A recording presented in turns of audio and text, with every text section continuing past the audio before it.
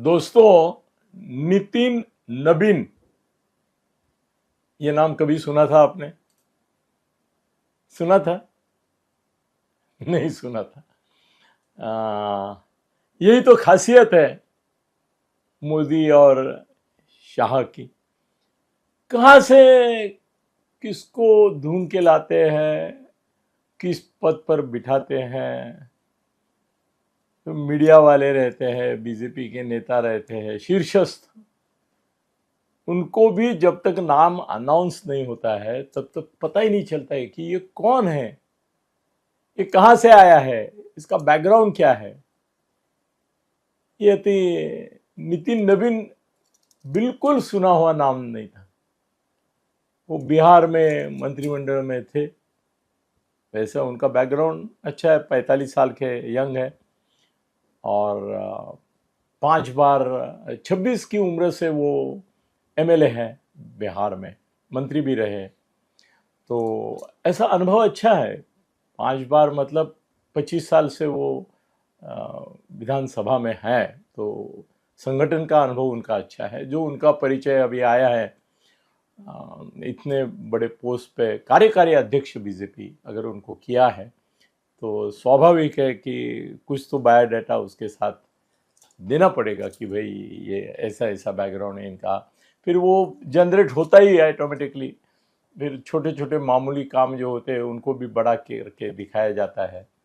मगर नितिन नबीन को भारतीय जनता पार्टी के कार्याध्यक्ष बनाने के बाद ये भी तय है कि अभी 1-2-3 महीने में जेपी नड्डा जो विद्यमान अध्यक्ष है उनकी जगह वो ले लेंगे। अभी आजकल बीजेपी की ये परंपरा हो गई है कि वो पहले कार्याध्यक्ष बनाते हैं और उसी व्यक्ति को बाद में अध्यक्ष बनाते हैं। तो अध्यक्ष पद का भी जवाब लोगों को मिल गया। महाराष्ट्र में भी ऐसा किया है। उन्होंने रविंद्र चौहान को पहले कार्याध्यक्ष बनाया, फिर अध्यक्ष बनाया। बहुत सारी राज्यों में ये इन्होंने किया है। अभी नेशनल लेवल पर भी उन्होंने यही किया था। इसके पहले भी जेपी नड्डा के बारे में यही किया था।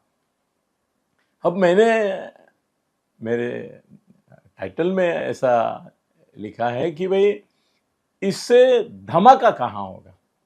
ये नवीन नबीन जो है उसका, हाँ, सबसे पहले मुझे ये बात आपको जरूर कहनी है कि सबसे बड़ी राहत नवीन नबीन का नाम कार्याध्यक्ष और कल के अध्यक्ष करके डिक्लेयर होने से सबसे बड़ी राहत किसको मिली होगी? सोचो, कुछ ध्यान में आ रहा है? देवेंद्र फडणवीस को, है कि नहीं? अरे उनका नाम बार बार उछाला जा रहा था कि वो राष्ट्रीय अध्यक्ष बनेंगे बीजेपी के, और किसी भी हालत में वो कितना भी पद बड़ा हो, राष्ट्रीय पद हो, कुछ भी हो, उनको किसी भी हालत में महाराष्ट्र का मुख्यमंत्री पद छोड़ना नहीं था। तो उनके लिए ये कोई ऑफर नहीं थी, ये थ्रेट थी, धमकी थी कि तुमको अध्यक्ष बनाएंगे। वो नहीं चाहते थे कि मोदी और शाह जहां निर्णायक शक्ति है वहां अध्यक्ष करेगा क्या। ऐसे भी उसका नाम के वास्ते ही काम रहेगा, काम तो यही करेंगे, सिग्नेचर उसका रहेगा। मगर ये नवीन नबीन का जो अपॉइंटमेंट है उससे फडणवीस को 100% राहत मिली होगी कि भाई अभी मैं तो कम से कम वहां से छूट गया। अभी और दूसरे खतरे उनके ऊपर मंडरा रहे, उसके बारे में अलग वीडियो में मैं जिक्र करूंगा, मगर ये बात पक्की होगी। अभी मैंने थोड़ा सा इंक्वायरी किया कि भाई ये नवीन नबीन आए तो क्यों आए।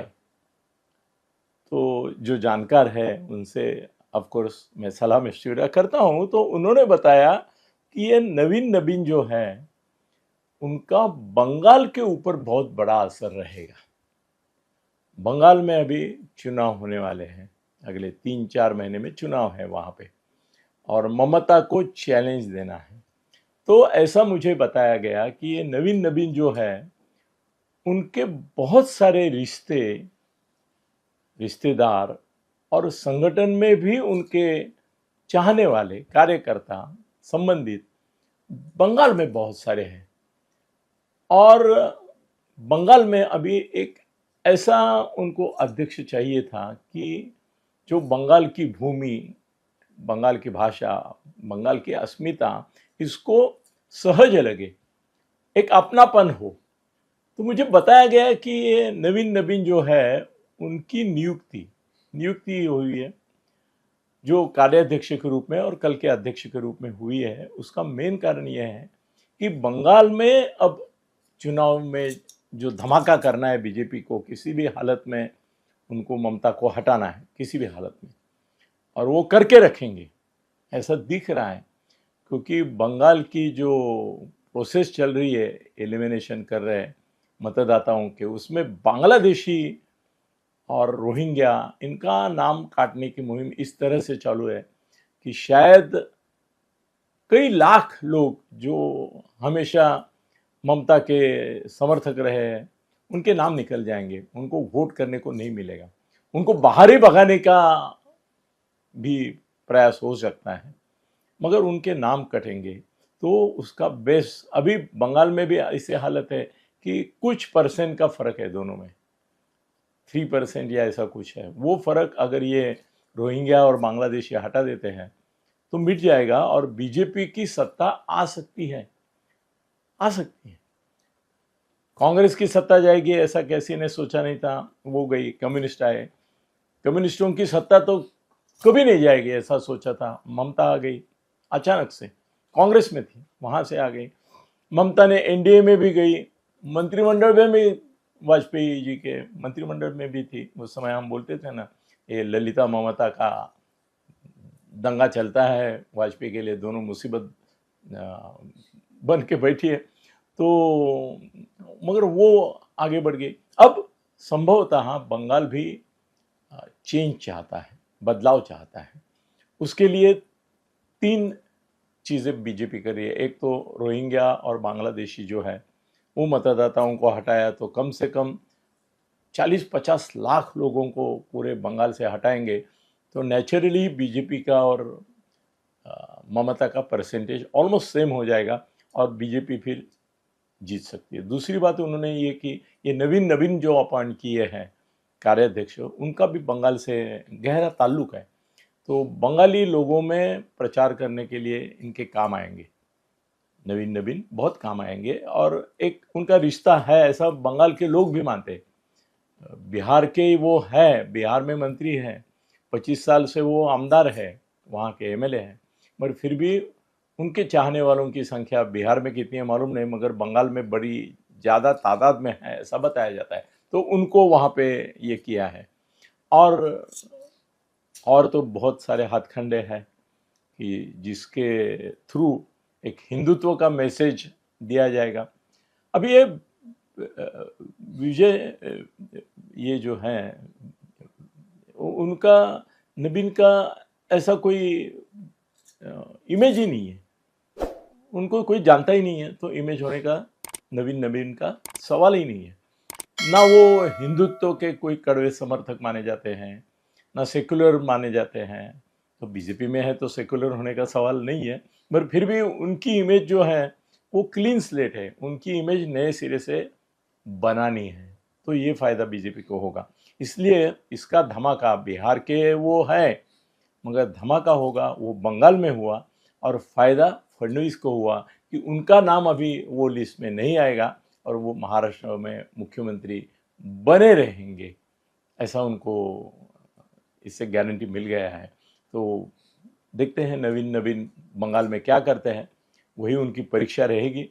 और वो चुनाव अगर बीजेपी जीतती है तो उनका एक नेशनल लीडर करके भी नाम उभर कर आएगा।